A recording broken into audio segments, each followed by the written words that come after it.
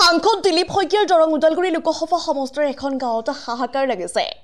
বাৰিষাৰ আগমনৰ লগে লগে আতংকিত গাঁওবাসী। নদীত নিৰ্মাণ কৰা এটা বান্ধক লৈ এতিয়া আতংকিত হৈ পৰিছে গাঁওবাসী। কালা নদীৰ গৰাখহনীয়ে তছনছ হৈ পৰা গাঁওবাসীৰ খবৰ ল'বলৈ আজিও সময় নহ'ল সাংসদ দিলীপ শইকীয়া তথা ৰজা ঘৰিয়াৰ। অৱশেষত আগন্তুক লোকসভা নিৰ্বাচন বৰ্জনৰ হুংকাৰেৰে ওলাই আহিল জনতা। ক্ষোভিত হৈ পৰিছে প্ৰাক্তন সাংসদ দিলীপ শইকীয়াৰ বিৰুদ্ধে।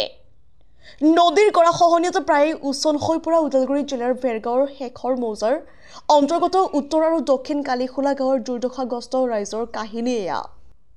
গাঁও দুখনৰ খহনীয়া ৰোধৰ বাবে পূৰ্বতে নিৰ্মাণ কৰা হৈছিল এটি বান্ধ, কিন্তু বান্ধটো পুনৰ নিৰ্মাণেৰে খহনীয়া ৰোধৰ ব্যৱস্থা কৰে চৰকাৰে।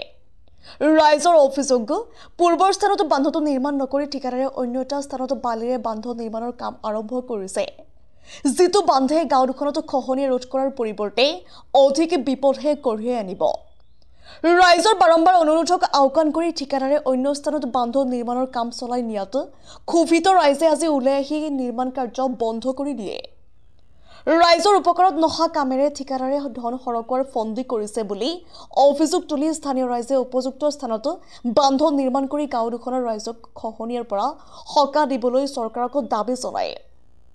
বাৰিষাৰ আগমনত শংকিত হৈ পৰা ৰাইজে এই ক্ষেত্ৰতো বিহিত ব্যৱস্থা গ্ৰহণ নকৰিলে আগন্তুক নিৰ্বাচন বৰ্জন কৰাৰ লগতে বিজেপি চৰকাৰকো উচিত প্ৰত্যুত্তৰ দিব বুলি হুংকাৰ দিয়ে।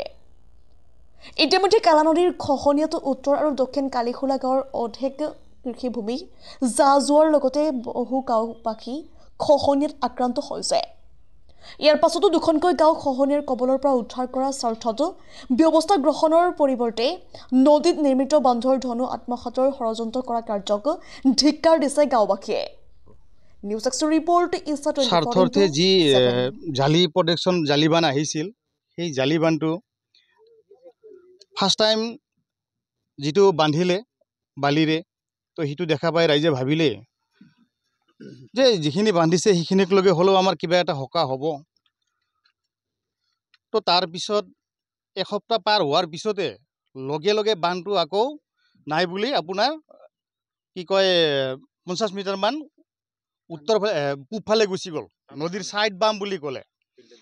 ঠিকাদাৰে আমাক জনাব দিয়ে যে মানে এইটো ছাইড বাম, আপোনালোকে মাজেদি দিব দিলে নিদিওঁ। আমি কৈছোঁ ফাৰ্ষ্ট টাইম কিয় বান্ধিছিলে আপোনালোকে, ফাৰ্ষ্ট টাইম আপোনালোকে কিয় বান্ধিলে সিফালে, তো ফাৰ্ষ্ট টাইম ইফালে বান্ধিব লাগিছিল। আকৌ আমাৰ ৰাইজৰ ক্ষোভ যে আমাৰ এই যি বিশাল জালিবান আহিল, উত্তৰ কালিখোলা দক্ষিণ কালিখোলা গিটিবাৰী লৈ ফালে যিহেতু বৃহৎ এটা বান্ধ আমি পাবলৈ সক্ষম হৈছিলোঁ, কিন্তু আমাৰ বান্ধটো যেনেকৈ ফাৰ্ষ্টত হৈ আছিল তাতে আমি সুখীয়ে আছিলোঁ, কিন্তু তাৰপিছত বান্ধটো এইটো বান্ধ এৰি ফালে আৰু মোটামুটি 2-3 নলমান পিছফালে দি আছে যি আছে ভূটান পাহাৰৰ পৰা বৈ আহি একদম আপোনাৰ দুই নদীৰ মুখত যাই পাইছে। সেইটো নদীৰ মাজত আমাৰ উত্তৰ কালিখোলা দক্ষিণ কালিখোলা গাঁৱৰ মেক্সিমাম বহুত মানুহ ৰাইজৰ খেতি বাৰী মাটি বাৰী চব গুচি গ'ল, গাঁও এটা উঠি গ'ল অলৰেডি।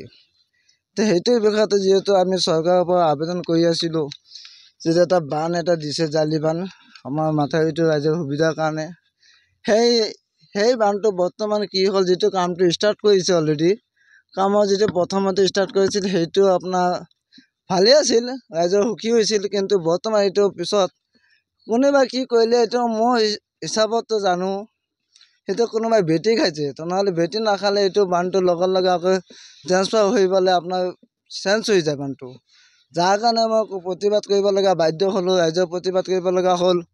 সেইটো যাতে এনেকুৱা নহয় আমাৰ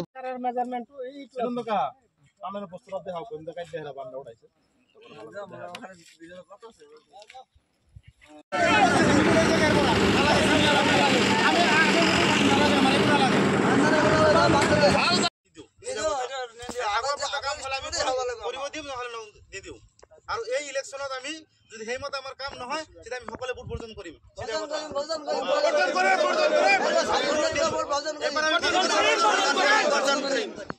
বিজেপি চৰকাৰ হাই হাই।